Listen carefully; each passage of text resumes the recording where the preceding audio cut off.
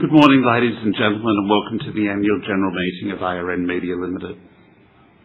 On behalf of the Board, I begin today by acknowledging the traditional custodians of the land on which we meet and their continuing connection to land, sea, sky and community. Today I'm on Gadigal land, part of the Eora Nation, and I pay my respects to their elders past and present, and emerging and extend that respect to all Aboriginal and Torres Strait Islander peoples. My name is Hamish McLennan, and with me in the room are my fellow directors Belinda Rowe, Paul Connolly, Alison Cameron and Brent Cubis. Also joining us are our CEO Michael Stevenson and our CFO Alexis Poole, Company Secretary Jeremy Child and our auditor from EY Graham Leonard. I am informed that there is a quorum present and accordingly declare the meeting open.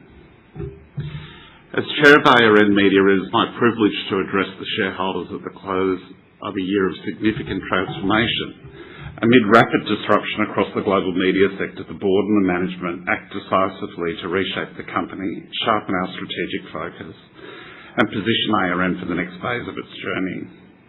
The media industry is undergoing a profound technological and cultural shift. Advances in data, automation, AI, and digital distribution are reshaping how audiences engage with content and how advertisers connect with them in an increasingly digital world. Despite the pace of change, broader macroeconomic headwinds and ongoing softness in the advertising market, the Board is encouraged by the progress we've made against the company's strategic priorities. In 2025, the company strengthened its focus on core brands, sustained momentum in digital growth, tightened operating discipline and allocation capital thoughtfully while navigating a challenging industry environment. With a refreshed leadership team in place, ARN is operating with greater focus, discipline and clarity. Stronger financial control, more deliberate capital allocation and an increased emphasis on execution have strengthened the balance sheet and will enhance the company's ability to compete as the media landscape continues to evolve. As of the 31st of December 2025, ARN on a continued operation basis maintained a strong financial foundation with net assets of $275.3 million. Our balance sheet remains robust with net debt of $64 million and a pre-AASB 16 leverage ratio of 1.66 times EBITDA before significant items. Strong cash generation continues to be a defining feature of ARN's financial performance. The group retains substantial financial flexibility, having successfully refinanced its debt facilities in December 2025 and with a $66 million amount of undrawn facilities available. Since 2018, the Board has made deliberate strategic choices to simplify the group and to focus ARN on its strongest and most scalable platforms. This has involved exiting non-core activities. The final step in this process is the divestment of selected non-core assets, with Cody Hong Kong, the last remaining disposal, currently underway. As a result, ARN's balance sheet has been materially strengthened. Net debt has reduced, our facilities have been refinanced, and liquidity headroom remains robust. Cash generation remains strong. Over the past 12 months, we have reduced debt by $25 million, underpinned by the underlying cash performance of the business and disciplined capital management. These outcomes reinforce a simple point. While we recognise that the company's current market capitalisation and share price do not reflect the underlying value the Board sees in the business, ARN remains financially sound, cash generative, well-funded and positioned with the balance sheet strength and liquidity required to deliver long-term value for shareholders. At our upfront in October of last year, under new leadership, we clearly outlined our vision for the future of our business to transform a traditional radio business to an entertainment company. At the core of this is the creation, distribution, monetisation of premium content across radio, digital audio, video and social platforms. At the heart of our strategy is our long-term partnership with iHeart, which provides access to a global platform, world-class technology and sophisticated data capability without the need for material upfront capital investment. This capital-light model allows us to leverage the strength of a global entertainment powerhouse while preserving balance sheet flexibility and remaining disciplined with our capital allocation. FY25 also marked an important leadership transition. On behalf of the board, I'd like to thank Kieran Davis for his significant contribution to ARN over many years. The board is pleased to welcome Michael Stevenson as Chief Executive Officer. Michael is one of the country's leading media executives. He brings more than 30 years of media experience, deep commercial acumen, digital transformation, and a clear vision for ARN's future. He has already played a key role in accelerating the company's transformation. The board recognises that remuneration is a key accountability mechanism, and we have structured management incentives to be market competitive, transparent, and tightly aligned to shareholder outcomes. Fixed remuneration provides stability to attract and retain the leadership capability required to execute a complex transformation, while variable remuneration is meaningfully weighted to at-risk outcomes and subject to robust governance, including independent benchmarking, clear performance gateways, and board discretion. Importantly, the long-term incentive framework is anchored to an EPS KPI that is deliberately aspirational and stretching. It requires compounding growth of 26 to 31% per annum out to 2029, reflecting the scale of the value creation task and ensuring that reward is earned only if sustained. Exceptional performance is delivered over the long term. During the year, we were able to attract world-class talent with deep expertise in content, data, technology, financial, and commercial execution. This uplift in capability is already improving the quality and speed of decision-making and accelerating delivery across the business. The board recognises its responsibility to guide the company through periods of significant change with strong governance, disciplined decision-making, and a clear long-term perspective. With that in mind, I would like to further address the current legal dispute involving Quasar Media and Henderson Media. As shareholders are aware, an incident occurred on air between Kyle Sandilands and Jackie Henderson on the 20th of February 2026. Following that incident, Ms. Henderson took a leave of absence during which she received the full support and care of management. On the 26th of February 2026, Ms. Henderson advised that she could not continue to work with Mr. Sandilands and that direct contact with Mr. Sandilands was now untenable. The company considered this a repudiation of her contract on the basis that it was not possible for her to perform her core contractual requirement to deliver the Kyle and Jackie O show, and as a result, her contract was terminated. The company engaged with Ms. Henderson about the possibility of an alternative show on the ARN network. However, an agreement was never reached. The company also formed the view that Mr. Sandilands' conduct on the 20th of February 2026 amounted to serious misconduct. He was given 14 days to remedy. When he failed to do so, his contract was also terminated. Mr. Sandilands and Ms. Henderson have each filed a statement of claim against ARN Media, and we have now filed defences in response to each. ARN Media has also filed cross-claims.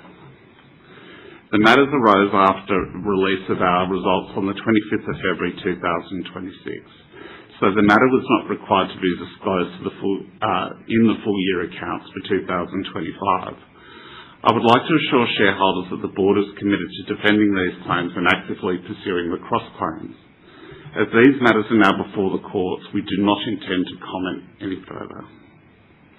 As I've mentioned previously, the dominance of global digital platforms such as Google and Meta continue to fundamentally reshape the advertising market, capturing a disproportionate share of digital ad spend and placing sustained pressure on Australian media companies. Australia's media landscape remains fragmented, governed by outdated ownership laws conceived in a pre-digital era. As a result, local media businesses are increasingly constrained in their ability to consolidate, innovate, and compete on an equal footing with global tech giants.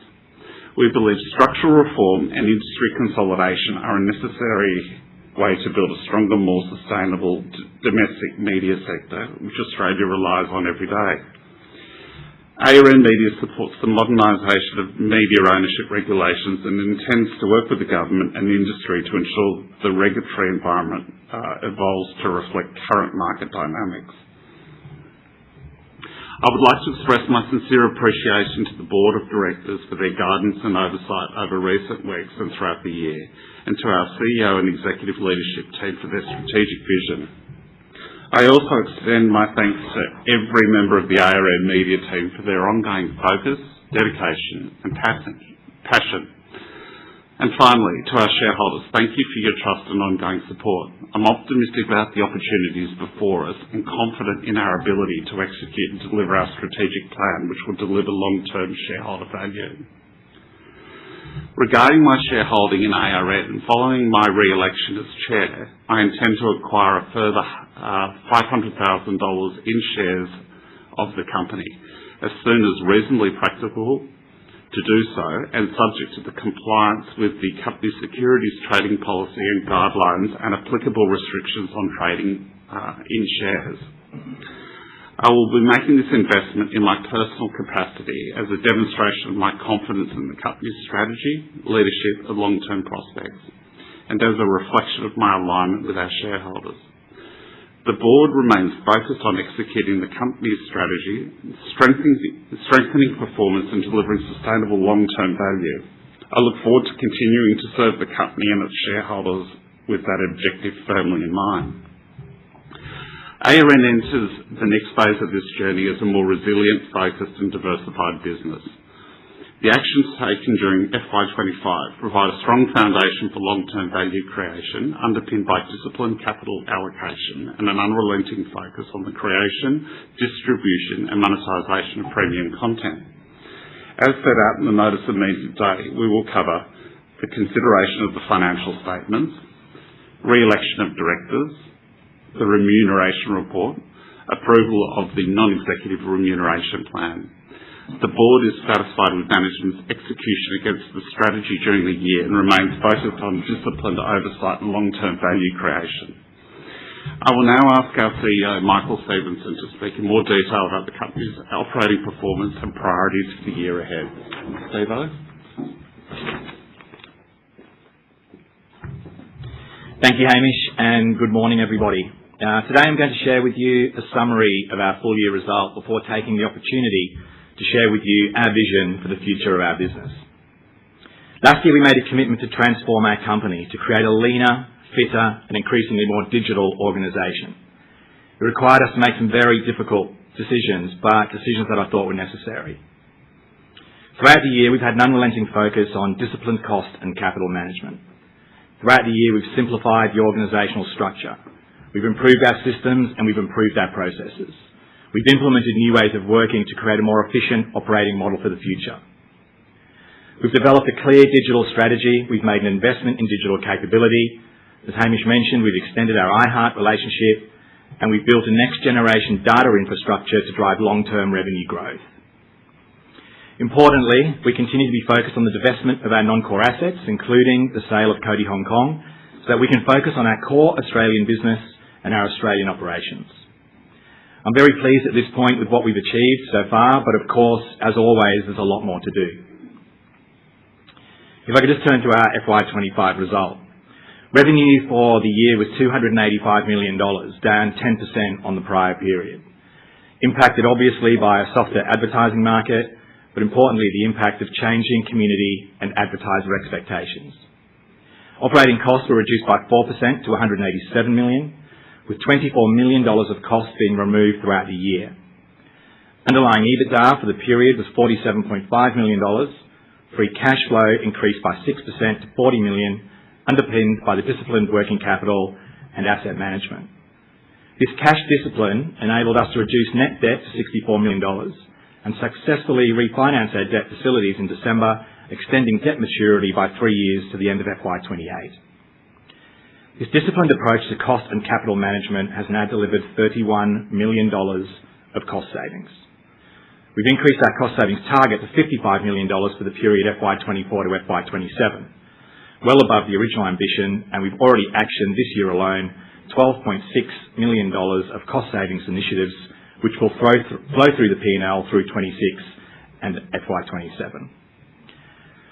From a revenue point of view, during the period, revenue declined, as I mentioned, by 10% or $32 million. To understand the revenue decline, I think it's important to separate both our metro revenue from our regional revenue and, of course, our digital revenues. And as you can see on the slide behind me, digital revenues grew by 7% for the period, with revenue from live radio streaming growing by 76%. During the year, however, metro radio revenues declined by $28 million. $6 million can be attributed to a tougher advertising market. The remaining $22 million is related to clients who had chosen not to advertise with ARN because of issues relating to brand safety. This issue also impacted regional revenue. Regional revenues declined by $5.3 million for the period, with more than $4 million coming predominantly from national advertisers who had chosen again not to advertise with ARN because of concerns with brand safety. Over time, I expect that a significant percentage of the $26 million of revenue that was lost through the year because of brand safety concerns to return. That'll, of course, improve both our metro radio revenues and our metro radio share, both of which are important. The slide behind me shows our EBITDA waterfall for the period, with cost out funding our strategic investment in digital and partially offsetting the revenue decline that I've outlined prior. During the year, an additional $10 million was invested in talent, with $5 million invested in building our digital and our data capability, which of course will be a long-term driver of revenues. $24 million of cost was removed from the business, helping to offset increased talent costs, inflationary pressure, and the impact of lower revenue during the period. I'd now like to share with you our vision for the future of our business. At our upfronts in October of last year, I shared our vision for the future of our company, to transition from a radio business to an entertainment company, a company focused on the creation, the distribution, and the monetization of premium content. At ARN, we've got a very, very clear strategy. Invest more in content, create greater content, distribute it across more platforms, amplify it on social to engage our audiences and ultimately our advertisers. That's our plan. Our focus is on maximising the return that we get from our existing investment into content and talent by using our existing radio brands, our number one radio shows, our radio stars to create more content for every other platform. More content for radio, more content for video, more live events, and more content that we can distribute on social platforms to our own benefit. One cost base, and of course, multiple revenue streams. Radio remains the foundation of this business, but what we're building around it is something bigger. A platform that brings together audio, video, social, and in real-life experiences to create one completely integrated and united entertainment ecosystem. At the very, very centre of this strategy is iHeart, the world's largest free streaming platform. 100 million songs, 450,000 playlists, 250,000 podcasts. And I'm pleased to say that we've now completed the 10-year renewal of our long-term agreement. This agreement creates long-term competitive advantage for our company. It gives us access to global development and product teams via our long-term license, without the capital cost, of course, that others may have. And the good news is that we're already leveraging iHeart's commercial products and their global partnerships to accelerate our own innovation in audio and video right here in Australia. This partnership materially enhances our ability to lead the next phase of digital transformation. If iHeart is central to the digital strategy, data, of course, is the currency of the future. And critical to our long-term plan is the development of our next-generation data platform. We're building a first-party data asset that will dramatically improve the monetization of our digital audiences. We've already signed partnerships with Westpac, with Experian, and with Azira to enrich our audience segments with banking, consumer lifestyle, and location-based targeting. We've already built 800 audience segments for our advertisers, allowing them to use their own data to target their customers on our platform. And the good news, we're already beginning to see improved monetization of those digital audiences. The convergence of audio and video is a clear medium-term growth opportunity for ARN. Video is coming down the pipe real quick. And our approach to that will be both disciplined and incremental. To start with, we're going to extend our existing radio and podcast assets into video formats to improve both the engagement of that content and, of course, broaden its distribution. The increased utilisation of our existing studio capability and our existing video technology enables video production at scale like nobody else can do in this space, but importantly, with no incremental cost. The strategy is expected to diversify revenue whilst improving the long-term monetisation of existing core audio assets. The implementation of this plan is going to fundamentally change the shape of our revenue.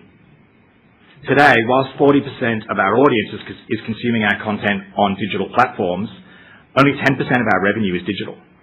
This represents a huge and significant and obvious opportunity for us to grow. But I'm confident that over time, any decline in radio revenues will be more than offset by the growth in digital revenues. The creation of video content using our existing talent and the monetisation of short-form video that we're already creating but now distributing on social platforms will, for the very first time, allow ARN to enter the $5 billion digital video market. This clear gap between audience, consumption, revenue contribution, and margin highlights the significant runway ahead for us in terms of monetisation and supports the digital transformation program that we've embarked on. Now, turning to our trading outlook. Consistent with our previous outlook statement and notwithstanding the broader economic environment, we expect the total audio market to be broadly flat in FY26, with low to mid-single-digit decline in radio markets being broadly offset by the growth in digital markets. Our second half performance will be stronger than our first half result as we cycle over the impact of transformation, brand safety concerns, and of course the impact of the federal election which occurred in April of last year. We continue to be focused on delivering $55 million worth of cost out by the end of FY27 and finalising the divestment of the Cody Hong Kong business. Finally, I would like to thank our team for their commitment during what has been a period of significant change. I'd like to thank our board for their ongoing support and guidance, and I'd like to thank you, our shareholders, for your ongoing commitment and support of ARN as we reposition this business for the future. Thank you, and I'll now hand back to Hamish.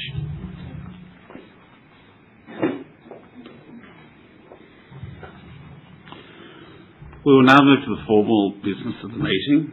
First, to explain the procedures for asking questions and voting. For those attending in person, you would have been given an attendance card when you registered on arrival. If you have a yellow voting card, you're a voting shareholder, proxy holder or corporate representative and have chosen to vote using a paper voting card. You're also entitled to speak at this meeting. If you have a blue card, you're a non-voting shareholder. While you're entitled to ask questions, you are not entitled to vote at this meeting.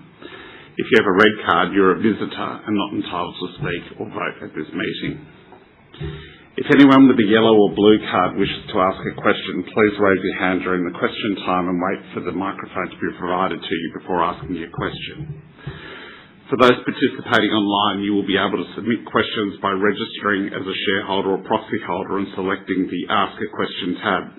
Please follow the prompts or refer to the online guide for instructions. We will consider the questions submitted online by web phone after we've taken questions from the floor. My duty as chair is to ensure everyone has a fair chance to ask a question. We appreciate there may be questions of a general nature. We have put aside time after the formal resolutions for these general questions. For the formal items, we ask that you restrict questions to those specific matters and save general questions until later in the meeting. We now move on to the matter set out in the notice of meeting. I will take each resolution in turn. After I introduce the resolution, I will invite questions or comments on that item.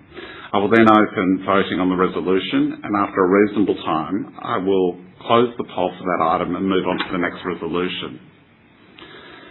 Item 1. The first item of business is to receive and consider the financial report, the director's report, and the independent auditor's report for the year ended 31 December 2025. The company's auditor, Graham Leonard of EY, is in attendance and can answer questions you may have about the conduct of the audit, accounting policies, and the independence of the auditor. Are there any questions or comments, either in the room or online?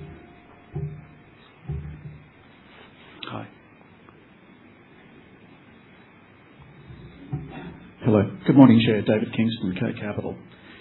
You'll be pleased to know I won't be making a long speech today. I did that last year. But I do have some specific questions today. It's also sad that the share price has actually halved in the past year. A little bit disappointed with the annual report. The upfront sections have lots of glossy material, but largely ignore the elephant in the room, the ongoing destruction of shareholder value. 2 questions, Chair, on the accounts. Firstly, Cody Outdoor Advertising, which I describe as an orphan. I don't know why you still have that. Clearly you've been trying to sell it for a long time. It's been a terrible loss-making investment. We read in the accounts, Chair, that the assets held for sale relating to Cody, $256 million, which is mainly the lease commitments. But the associated liabilities of $281 million. Concerningly, of that, $47 million is provisions. I'd appreciate clarification as to what that means. But my first question, Chair, is why has it taken so long to sell this orphan? And are you expecting a positive net value, or potentially will you need to pay to remove this orphan from the portfolio? That's the first question. Thanks. Look, it's a business that suffered from, the period during COVID. We've had that business for many years, as you know, and we're taking a considered approach to the sale. These things take time, and so we see it as a non-core asset, and we're dealing with it accordingly. Maybe I'll hand over to Brent, if you can just talk to some of the accounting treatment. Yeah, I mean, a lot of the provisions you're talking about there are all of the accounting stuff that we have to follow. It's not cash, and it's obviously very conservative, and we had to work with our auditors to make sure that they were comfortable with what we're disclosing. So I wouldn't get too worried because it's not cash. A lot of it's just accounting, and when you've got all those lease liabilities and things like that, the numbers always look a lot bigger than they really are. So the guys up in Hong Kong, as Hamish said, it's a non-core asset. We signed some new deals a few years ago with a view that that would help the business and provide a platform that we could sell. So that's where we are. Do you expect a positive cash inflow when you sell it, or do you think you'll have to pay to get rid of it? We can't comment on that. We're in the middle of negotiations with some parties and things like that, so we can't talk about it at the moment. Anyway, good news is that orphan is finally going to be sold, certainly in the next 12 months, I'm sure. Look, Chair, my second question on the accounts, very specific. Intangibles. You've got $329 million of intangibles, which compares with your market cap of $85 million. Most of the intangibles are license values, but clearly they are excessive. Now, at 31 December, which is when the annual report was effectively signed off, the market cap was higher, $125 million. But that still represents a huge deficit below the total parent equity of $216 million.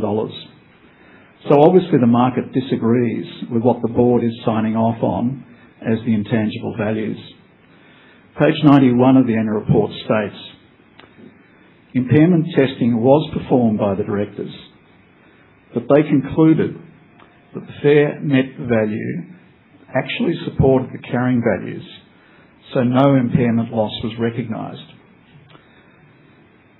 Question is, with the market cap having fallen further down to $85 million, the deficit to carrying value of the net assets is even greater.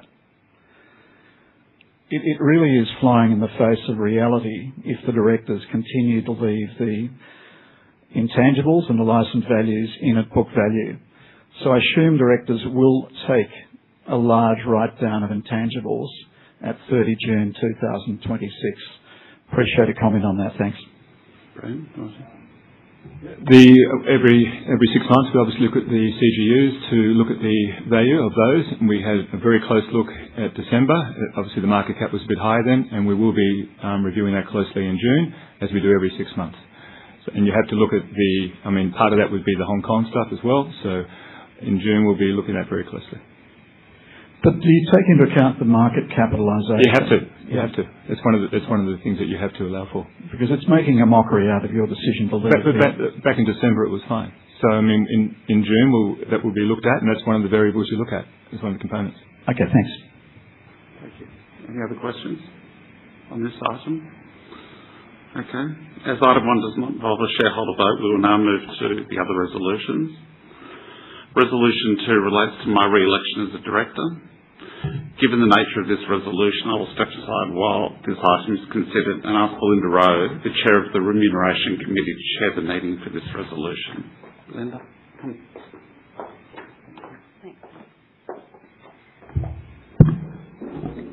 Thank you, Hamish.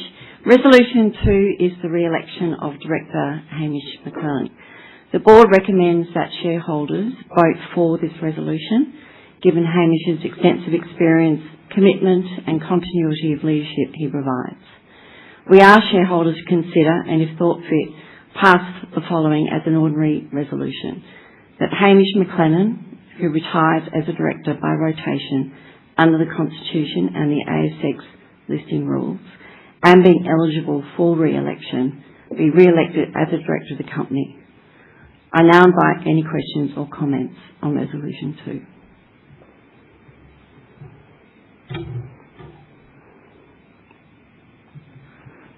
Hamish joined in 30 October 2018. Page 26 of the annual report gives Hamish an enormous rap. Quote, Hamish brings unparalleled expertise to the board. Quote, Hamish has proven track record as an outstanding leader across the media and advertising sectors. There's no doubt Hamish is a charismatic, larger-than-life personality. Brilliant performance at realestate.com, but a bad performance at ARN. My first question, I have two, is over your period as director, the ARN share price has fallen dramatically. I accept that most traditional media stocks have also fallen. But with hindsight, what are the 3 biggest mistakes you and the board have made that have contributed to the massive shareholder value loss? Thank you. I think it's hard to sort of answer that question by putting it to 3. I think that's a bit of a loaded question. I think you highlight. I mean, you gave a great recital last year about the industry and where it's at. I mean, if you look at our peer group and the sector, most of them have suffered a value decline in the market cap. I think I've got a deep knowledge right across the whole media sector. We're not happy with where we're at the moment. I think hindsight is a wonderful thing when you look at a range of different decisions, but it's a very, very fluid environment. And I think the board stands by all the decisions that they made. And look, we make the best decision based on where we're at any given time. And so there is absolutely no doubt that the sector is under pressure. And that's why, again, every year, and you would know this, we refer to the media laws, and we are looking at ways in which we can improve the value of the industry and compete on a level playing field with the tech giants overseas. But there is pressure there, but it's not just us. And as I said before, it's with our competitors. I think the acquisition of Grants was a terrific one, and that business has improved. It's terrific having Alison on the board as well, and the board is very aligned. And so, whilst we're open to looking at all of the decisions that we've made as a board, and we do that confidentially, and we all reflect on our performance and what we've done, all I'd like to telegraph to you and say to this audience is that I'm committed to the company. The value of the shares that I've purchased so far have gone down, and I'm prepared to invest more to get the business right. And so I accept my responsibility seriously as a chair, and I'm committed for the future. And I do think that there's a strong pathway forward. And if we do things like we do divest in an appropriate fashion, Cody, and we get our content strategy right, and we execute against what Steve-O says, we'll have a very good business. But Hamish, we all make mistakes. Anyone who says they don't make mistakes is a liar. I would have thought you would have had some regrets for the massively overpriced Grant Radio acquisition. We did talk about that last year. That's fine. No one gets it right all the time. I am shocked to hear you say Grant Radio was a terrific acquisition. You paid $300 million for it, Hamish.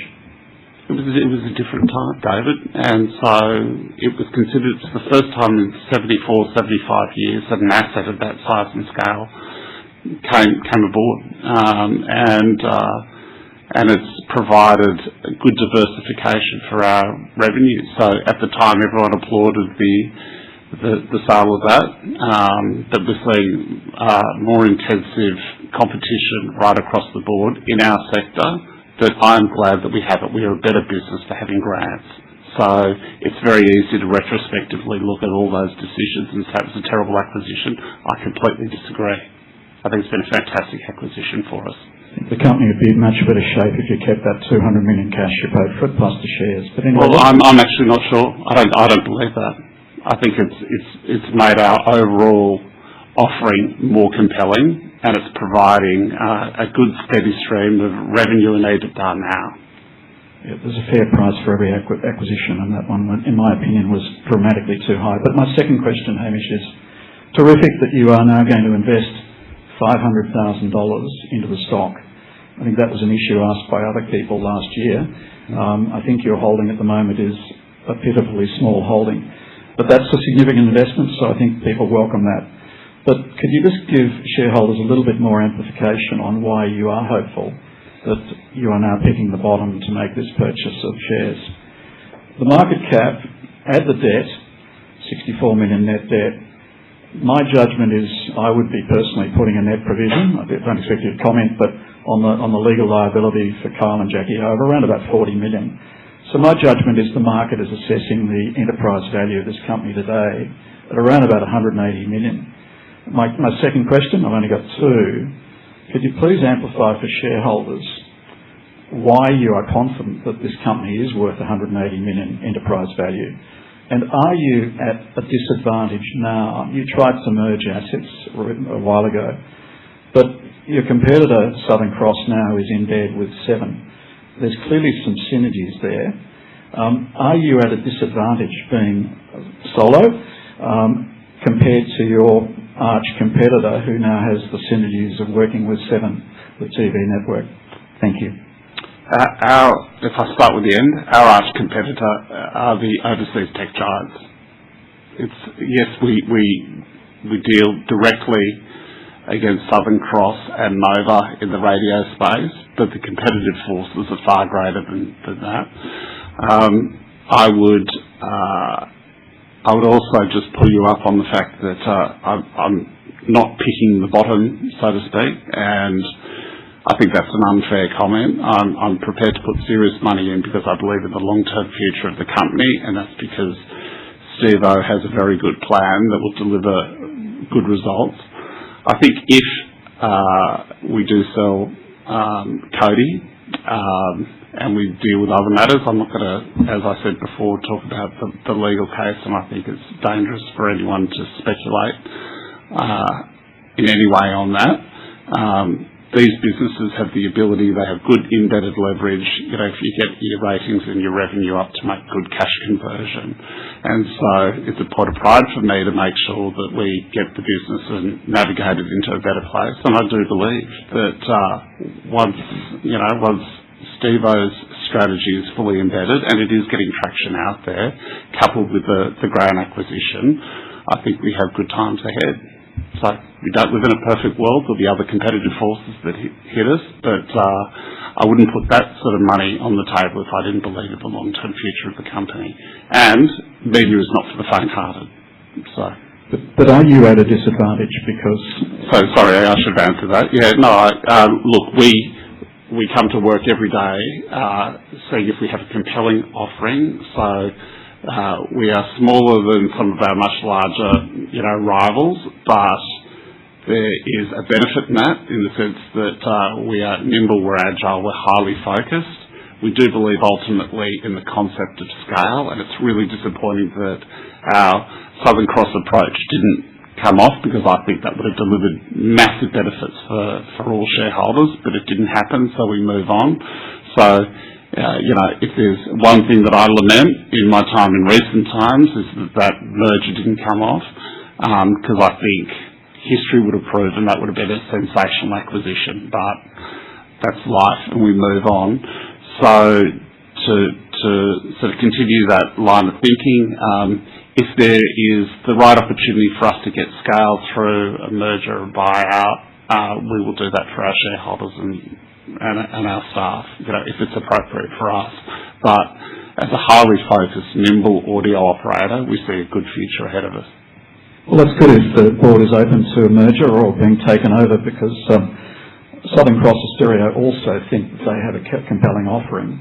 But in addition, they have something you don't have, which is the synergies of working with the 7 networks. So, I think in a competitive world, if you go into a battle and you're at a competitive disadvantage, that's a challenge. So, one of your direct competitors, I appreciate the tech companies are the big ones, but your direct radio competitor is Southern Cross Austereo, and they do have a big advantage over you. So, it's great if the board is thinking about how do you counteract that disadvantage, because I think it is one. Well, another direct competitor is Nova, and they run a fabulous business, and they're not joined with a TV company, and so free-to-air is under enormous pressure. So we respect them, and 7 are fantastic operators. But you can go it alone, and you can run a very profitable, good business. We look forward to the announcement of the merger with 9. Anyway, thank you. Do you know something we don't, do you?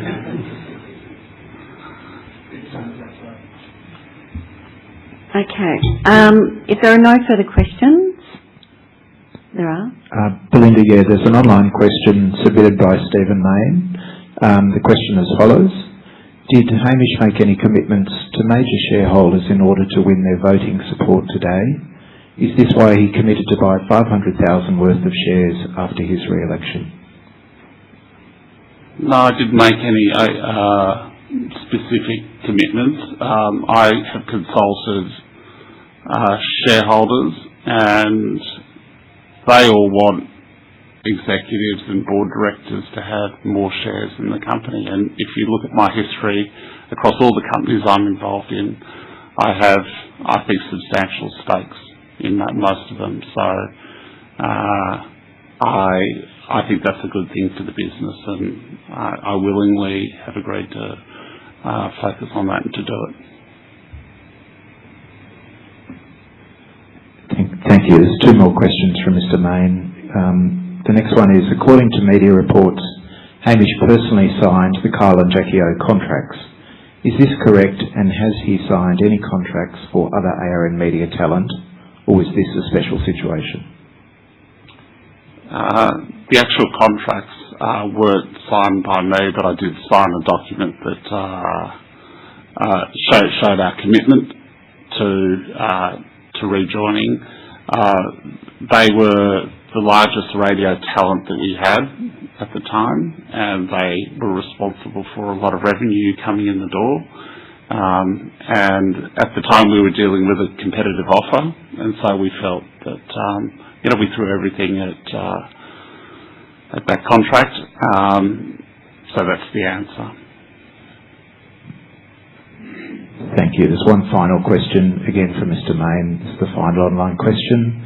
Given all that is going on at ARN Media, why did Hamish recently take on the additional chairmanship at Drone Shield, given that he is also busy as chair of REA and a director of Light and Wonder?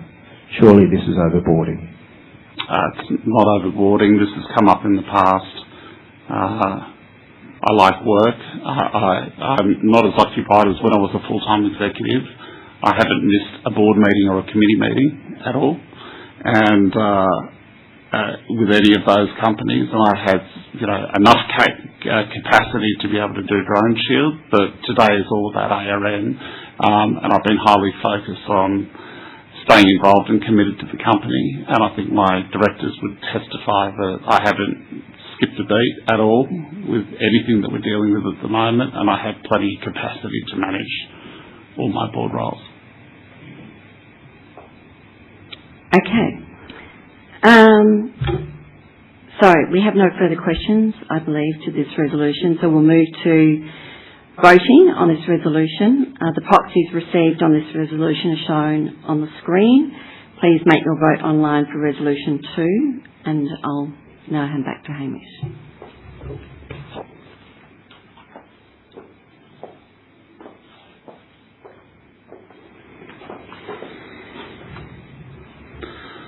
We now move to item 3, the advisory vote on the remuneration report. To provide some background comment, the board believes key management personnel remuneration is appropriate and benchmarked for a business of ARN scale and complexity, strengthened through clearer short and long-term incentives that align performance and shareholder outcomes. These settings will continue to be reviewed annually to ensure they remain fair, competitive and aligned with the company's strategy and long-term value creation. The board notes the remuneration report did not receive the level of shareholder support we would have liked in the pre-polling. We take this feedback very seriously. The board values the views expressed by shareholders through the vote, and we will engage with shareholders and proxy advisors to better understand the key areas of concern. We now put Resolution 3 to the meeting, that is, that the company remuneration report for the year ended 31 December 2025 be adopted. Are there any questions here? Dave? Thank you, Chair. Look, I have two questions on two of the non-executive directors who are both key management personnel, so that's why it's relevant. The first one, Kieran Davis. He was MD until October 2025. Page 68 of the annual report states, Mr. Davis has shared 16 years of strong and dynamic leadership at ARN, which underpins the company's growth, innovation and enduring success. Now, we all know that a lot of companies have marketing spiel, platitudes, euphemisms, etc. in their annual reports. And we all wish Kieran well in his retirement.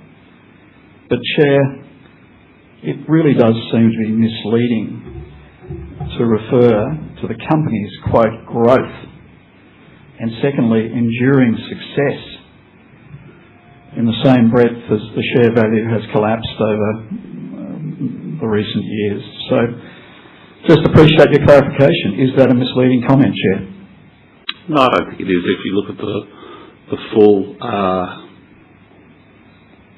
time as the CEO, he led the Grant acquisition. We're very happy with that. He was actively involved in the simplification of the business. So we divested ourselves of many companies to reduce debt and to make sure that we were focused on audio, and he was very good with talent, and so he was instrumental in hiring much of our talent and or retaining them, so I think that's fair. Chair, I think we both speak... Hello? They chop me on. Okay. I think we both speak the English language, but and I've got a lot of respect for you, Chair, but if you can look everyone in the face and say that ARN is an enduring success when shareholder value has been decimated, I would be shocked. Do you want to repeat those words, or do you think that they're a little bit misleading? I don't want to get into semantics. We know that the industry is under incredible pressure, and so we think there's a pathway forward. Some of those foundations were built by Kieran. We respect what he's done. He's decided to step down and to move on with his life. You may not agree with me, but we think that he made a massive contribution in the course of his very long time at ARN, and so we respect that. You disagree with me, I respect that. Okay, thanks, Chair. My second comment on another NED is on Paul Connolly. I'm choosing Paul because you are the longest serving director on the board, Paul. You've been there for 14 years, since October 2012. You're based in Ireland. Good to see you out here today. But my question is, board seats are not sinecures. Directors owe a duty to shareholders to deliver shareholder value. Paul was paid last year $167,000 while the share price halved. I'd like to hear from Paul. Do you take personal accountability for the huge loss of shareholder value over the period that you've been on the board? Do you want to take the opportunity today, Paul, to apologise for shareholders who've been punished with a big shareholder value loss? And how long do you intend to stay on the board? Are you going to be here for another 10 years? Appreciate comments, Chair, from Paul, if I can. Thanks. Yeah, but I'll just precursor that and just start by saying we value long-term tenure, and so you might disagree, but I get this question with other boards that I'm involved in, and REA is a good case in point where we've got directors that have been on the board for more than 10 years. Paul has international experience and a deep knowledge of radio and a global view, which we do appreciate. The board also looks at the composition of the board and the relative skill sets, and it's that very knowledge that Paul has that helped us deal with the large tax matter that was successfully resolved, I believe, on behalf of ARN and its shareholders, and he was intimately involved in that. And we respect his long-term knowledge. He's got good experience with capital markets and with M&A, and he fits in well. So whilst the sector is under pressure at the moment, we think that global experience and his skill sets are really valuable. So, Paul, is there anything you'd like to add? Always hard to talk about yourself.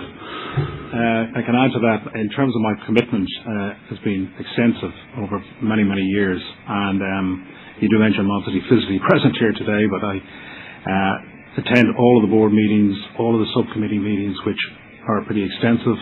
And I believe my global knowledge is an important contribution to ARN. But Paul, do you have any regrets? Do you want to apologise to shareholders that over your duration, shareholders have incurred massive losses? You're one of the directors. I presume you take some accountability for those losses. Well, I'm a member of a board for a number of years.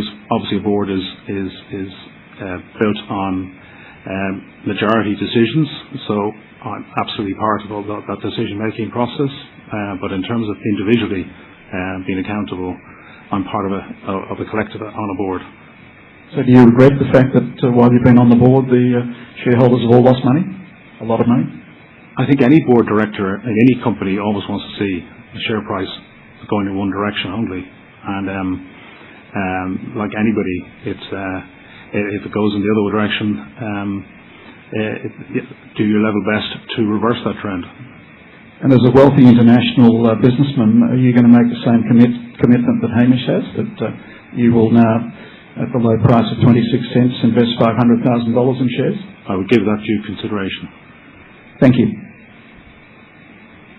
So, David, your line of questioning insinuates that we don't care and that we're not taking our directors' duties responsibly, which we all are, and we all feel the pain, and we're prepared to front up today and to discuss these matters, which is not easy for anyone, but the reality is we do care. We're plotting a course for the company that we think will return it to strong profits and momentum in the business, and I think it's just important that I restate that.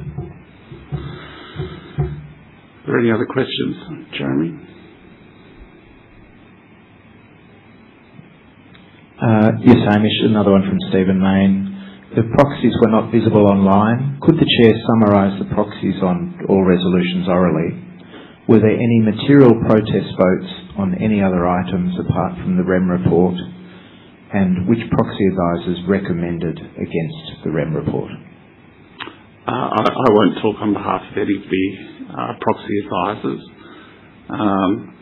I think it's fair to say when you look at the REM report, there was a strong protest vote, and our anecdotal feedback is that it is exactly that. In terms of my election, I can't speak on behalf of any of the shareholders, so that's not my position to do that. But again, I just stress that we take the voting very seriously. We're disappointed with where we're at the moment, but we think that we have a strong plan to drive the business further.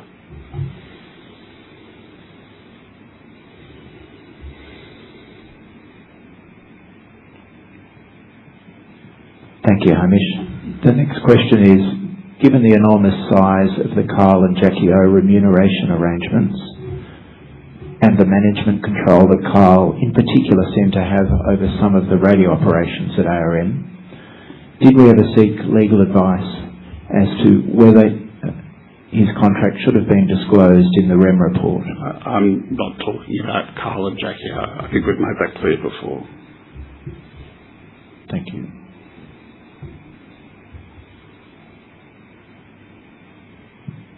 Any more? No further questions online. Thank you. As there are no further questions in relation to this resolution, we will move to voting on this resolution. The resolution is advisory only and does not bind the directors or the company. In accordance with the Corporations Act, no persons nominated as key management personnel or their closely related parties will vote on this resolution. The proxies received on this resolution are shown on the screen. Please make your vote online for Resolution 3.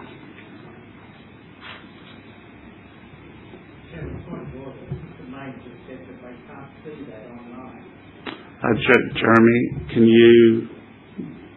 Thank you. We'll check that. I think he might be making the point that he cannot see all four of them up front, but I'll check that. Okay. We now move to item 4 for the establishment of the non-executive directors' equity plan. Voting for supports for the introduction of the plan, which is intended to support the motivation and retention of non-executive directors and increase long-term alignment with shareholders through the ability for directors to elect to sacrifice fees for equity. I now put item 4 to the meeting to consider and, if thought fit, pass as an ordinary resolution. That, for the purposes of ASX Listing Rule 10.14 and for all other purposes, the grants of restricted rights to non-executive directors in office from time to time under the ARN Media Limited NED equity plan, as described in the explanatory note, which forms part of the notice of meeting, is approved for the next 3 years. A voting exclusion also applies to this item. Are there any questions on this item? David? Thank you.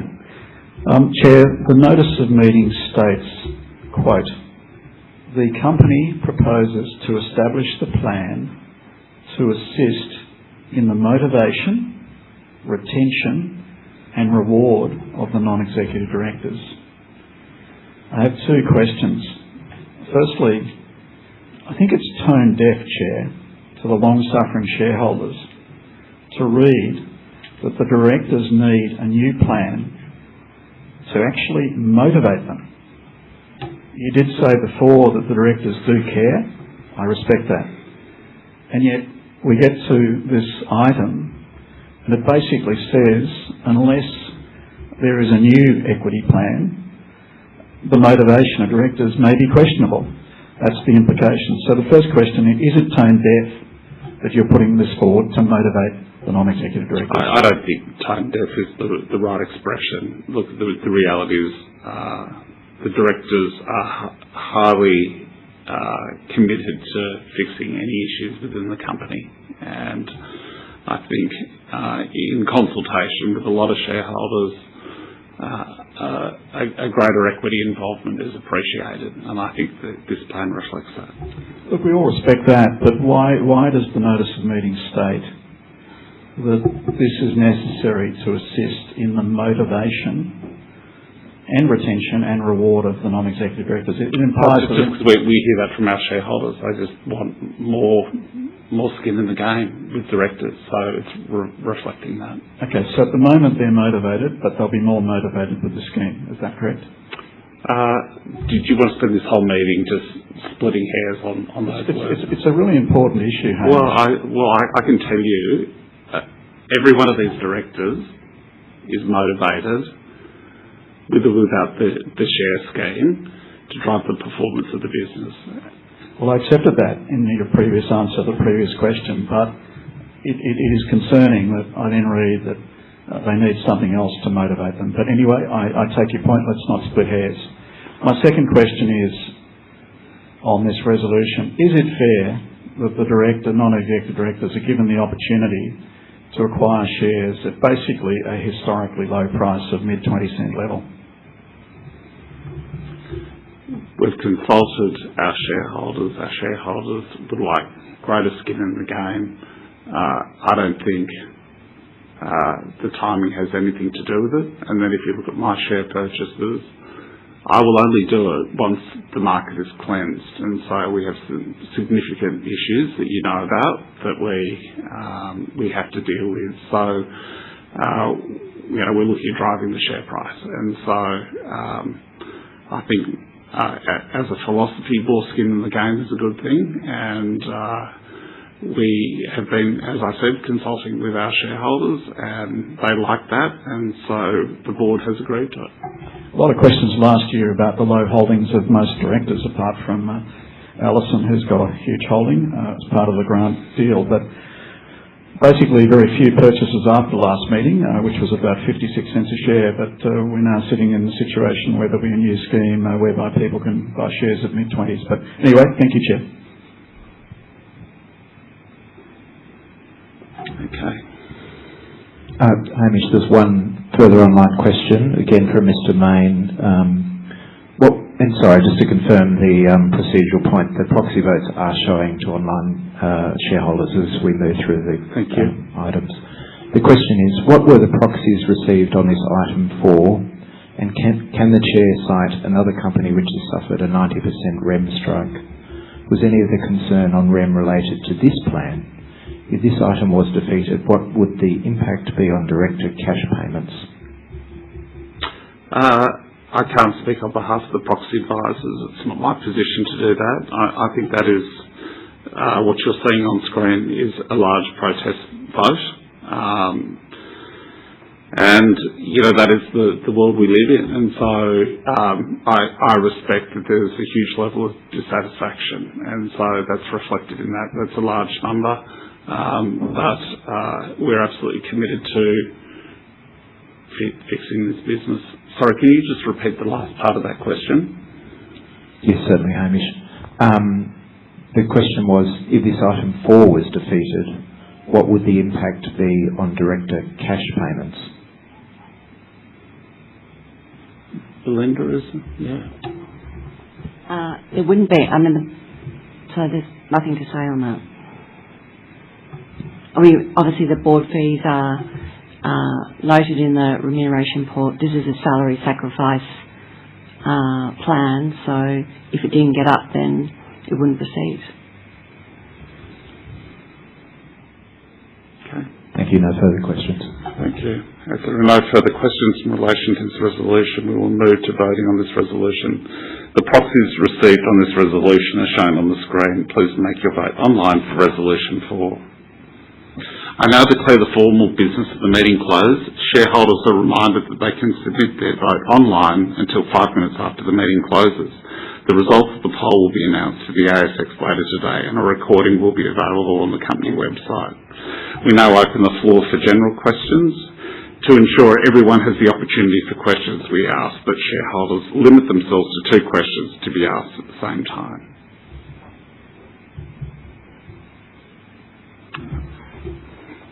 Gentleman here, please.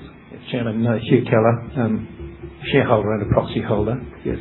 I wanted to just ask a question through you, possibly to Michael. Michael talked about brand reputation issues. Yeah. Do I take it that that forms part of the cross-claim? I appreciate that you said you're not going to talk about it, but the cross-claim is a public document. It has been filed. So I'd seek a comment on that, please. I'll ask Michael to talk about maybe brand safety in general, but you can't talk about the court case or the cross-claim. Yeah, I think what has been obvious in recent times is that both consumer and advertiser expectations have changed. And as I pointed out in my speech over the period, there were a number of advertisers that had concerns about the safety or the brand safety of some of our content, and as a result, it impacted our revenues through the period, as I said in my speech.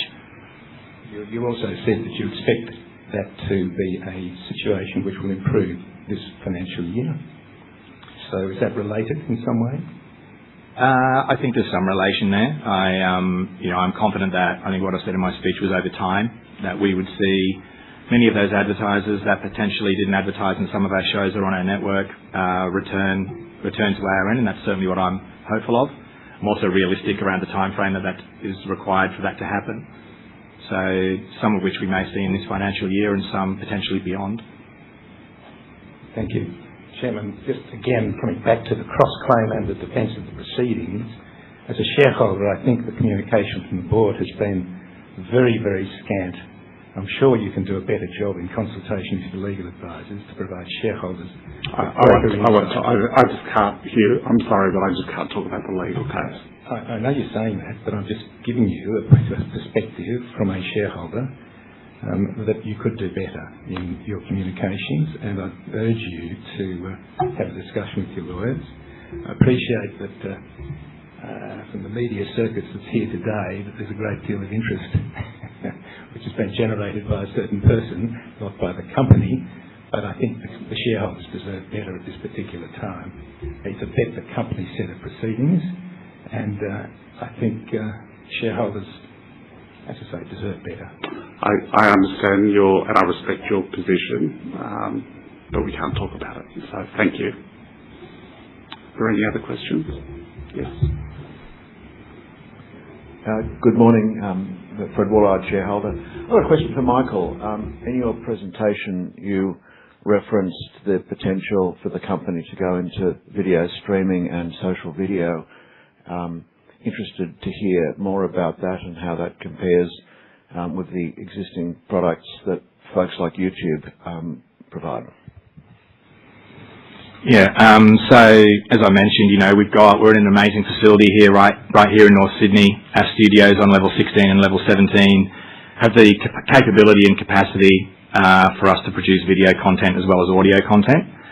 My focus from a strategic point of view has been to utilise the existing talent, content and shows that we already create and find a way to monetize that content with no additional cost. An obvious place to start, I think, would be to create video content at the same time that we're producing audio content and monetize that on platforms that are built for that exact type of distribution. YouTube may be one of them. All of the social platforms are, of course, have some video opportunities. And what we're seeing coming through all of our conversations with the team at iHeart in the US is video podcasting is the next big thing. It's coming down the pipe really quickly, and there's no one better placed in Australia to take advantage of that than ARN, based on our relationship. That market, as I mentioned, it's a $5 billion market. I'm very familiar with it for obvious reasons, and I think it's a big opportunity to deliver diversified revenue growth for our business and return to our shareholders if we can execute that well.